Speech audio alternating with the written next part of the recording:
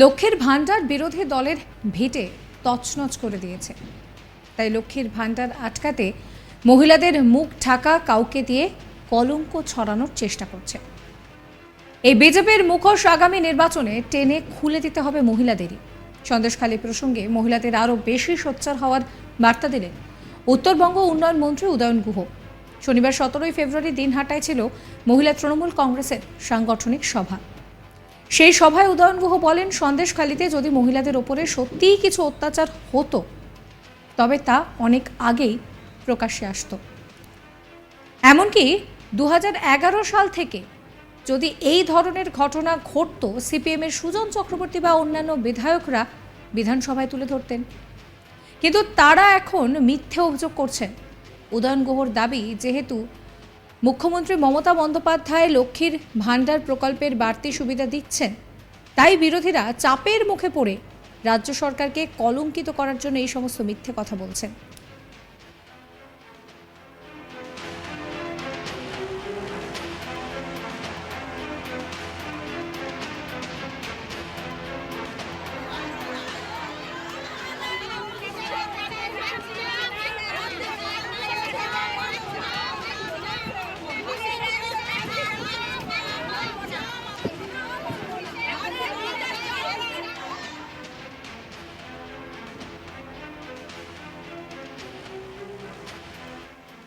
উত্তরবঙ্গ উন্নয়ন মন্ত্রী উদয়ন গুহ কি বলছেন শোনাবো আপনাদের।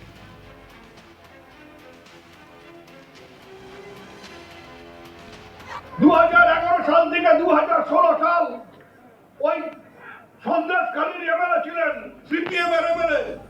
আমিও সেই সময় ফরওয়ার্ড ব্লকের এমএলএ হয়ে বিধানসভায় গিয়েছিলাম।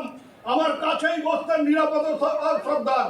5 বছরে একবারও বলেননি যে সন্দেশখালীতে এইরকম হয়, তৃণমূলের নেতারা জোর করে মহিলাদের শ্লীলতাহানি করে। সেদিন তো বলেন। সুজন চক্রবর্তী 2016 থেকে 2021 সাল বিধানসভায় ছিলেন, এমএলএ হিসেবে ছিলেন, ডাকসাইটের নেতা হিসেবে ছিলেন। একদিনও তো বলেননি যে সন্দেশখালীর মহিলাদের উপর তৃণমূলের নেতারা অত্যাচার করে। আজকে বলছেন, বলতে বাধ্য হচ্ছেন, কারণ ওরা জানে লক্ষ্মীর ভাণ্ডার ওদের বাড়ি তছনছ করে দিয়েছে, ওদের ভিটে চাকরি করা যাবে লক্ষ্মীর ভাণ্ডার। তাই লক্ষ্মীর ভাণ্ডারকে আটকাবার জন্য একটা কলঙ্কিত অধ্যায় তৈরি করবার জন্য একটা কালি ছেটাবার রাস্তায় ওরা হাঁটছে। ওদের মুখোশ আগামী নির্বাচনে আমার মায়েদেরই খুলে দিতে হবে। হ্যাঁ কি না বলুন? সবাই মিলে ঐক্যবদ্ধ ভাবে রাস্তায় নামুন।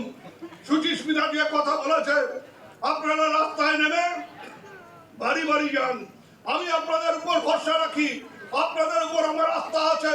মায়েদের আশীর্বাদ, মায়েদের শুভেচ্ছা, মায়েদের সহযোগিতা যার সাথে থাকে তাকে হারানোর ক্ষমতা পৃথিবীতে কারো নেই। তাই মায়েরা আজকে যেভাবে এসছেন, আপনারা উপস্থিত হয়ে আপনারা ঐক্যবদ্ধ ভাবে, আপনারা দলবদ্ধ ভাবে রাস্তায় নেমে এই বিজেপির অত্যাচারের বিরুদ্ধে যদি রুখে দাঁড়ান, তাহলে মোদির হাত থেকে আমরা ভারতবর্ষকে রক্ষা করতে পারবো, বিশেষ করে আমার বাংলাকে আমরা বাঁচাতে পারবো। সেই কাজে মা বোনেরা সবাই। সন্দেশখালী কাণ্ডে অভিযুক্ত তৃণমূল নেতা শিবপ্রসাদ হাজরা ওরফে শিবু হাজরাকে শেষ পর্যন্ত গ্রেফতার করেছে পুলিশ। রাজ্য পুলিশের ডিজি রাজীব কুমার জানিয়ে দেন, যাদের বিরুদ্ধে নির্যাতনের অভিযোগ উঠেছে তাদের বিরুদ্ধে তদন্ত করে কড়া ব্যবস্থা নেওয়া হবে, কাউকেই ছাড়া হবে না। ডিজির ওই ঘোষণার পরই নেজার থেকে শিবু হাজরাকে ধরে ফেলে পুলিশ। কোর্টের নির্দেশে পুলিশ শেষমেশ মানতে বাধ্য হয়েছে যে সন্দেশখালীতে মহিলাদের সঙ্গে কিছু হয়েছে। সন্দেশখালীর ঘটনায় 2 মূল অভিযুক্তর মধ্যে আগেই গ্রেফতার করা হয়েছিল তৃণমূল নেতা উত্তম সর্দারকে। সন্দেশখালী 2 নম্বর ব্লকের তৃণমূল কংগ্রেসের ব্লক সভাপতি ছিলেন শিবু, কিন্তু অধরাই ছিলেন তিনি। সেই শিবুকে সংবাদ মাধ্যমে দেখা যাচ্ছিল, কিন্তু পুলিশ তাকে খুঁজে পাচ্ছে না। একাধিক মামলায় শিবুর নাম ছিল এফআইআর। এই নিয়ে তীব্র শোরগোল শুরু হয় বিরোধীদের মধ্যে। উত্তম সর্দার গ্রেফতার হলেও কেন শিবুকে গ্রেফতার করা যাচ্ছে না সেই নিয়ে ক্ষোভ ক্রমেই বাড়ছিল সন্দেশখালীতে। এই আবহে শনিবার গ্রেফতার করা হয় শিবুকে। শনিবার সাংবাদিকদের মুখোমুখি হন রাজ্য পুলিশের ডিজি রাজীব কুমার।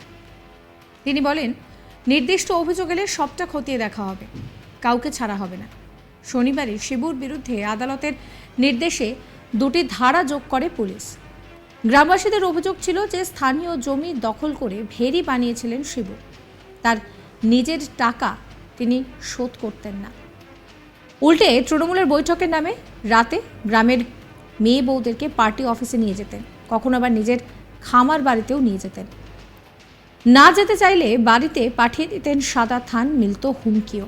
অভিযোগ, শিবুর ডাকে মহিলারা হাজির হলে প্রথমে কিছুক্ষণ পার্টির কর্মসূচি নিয়ে কথা হতো, তারপর তাদের সঙ্গে অভদ্র আচরণ করা হতো। সেই অভিযোগও করেছেন গ্রামবাসীরা। শনিবার সন্ধ্যায় ন্যাজাট এলাকা থেকে তৃণমূল নেতা শিবপ্রসাদকে গ্রেফতার করে পুলিশ। এলাকার এক মহিলার আদালতে গোপন জবানবন্দির পর এই বিষয়টি করা হয়েছে। সন্দেশখালী 2 নম্বর ব্লকের তৃণমূলের সভাপতির দায়িত্বে ছিলেন তিনি। তার বিরুদ্ধে একাধিক অভিযোগে মামলা দায়ের হয়েছে। সন্দেশখালী বিধানসভা এলাকার 2টি থানা রয়েছে, একটি সন্দেশখালী, অন্যটি ন্যাজাটাইট। এই ন্যাজাট থেকেই গ্রেফতার করা হয় শিবু হাজরাকে।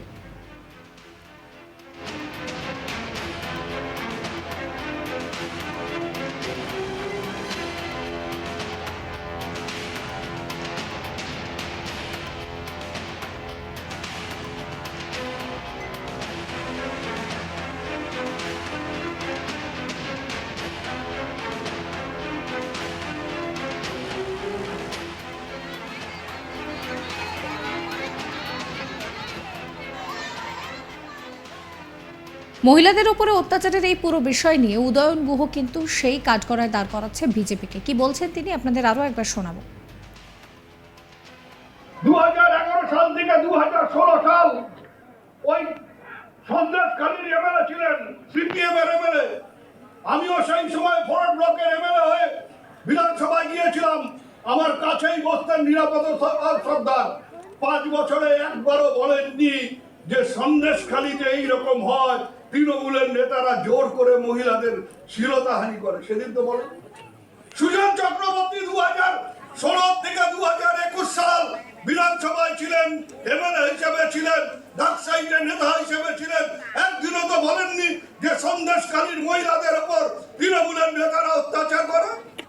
আজকে বলছেন, বলতে বাধ্য হচ্ছেন, কারণ ওরা জানে লক্ষ্মীর ভান্ডার ওদের বাড়ি তছনছ করে দিয়েছে, ওদের ভিটে চাকরি করা যাবে লক্ষ্মীর ভান্ডার। তাই লক্ষ্মীর ভান্ডারকে আটকাবার জন্য একটা কলঙ্কিত অধ্যায় তৈরি করবার জন্য একটা কালি ছেটাবার রাস্তায় ওরা হাঁটছে। ওদের মুখোশ আগামী নির্বাচনে আমার মায়েদেরই খুলে দিতে হবে। হ্যাঁ কি না বলুন? সবাই মিলে ঐক্যবদ্ধ ভাবে রাস্তায় নামুন। সুচিস্মিতা দিয়ে কথা বলেছে, আপনারা রাস্তায় নেমে বাড়ি বাড়ি যান। আমি আপনাদের উপর ভরসা রাখি, আপনাদের উপর আমার আস্থা আছে। মায়েদের আশীর্বাদ, মায়েদের শুভেচ্ছা, মায়েদের সহযোগিতা যার সাথে থাকে তাকে হারানোর ক্ষমতা পৃথিবীতে কারো নেই।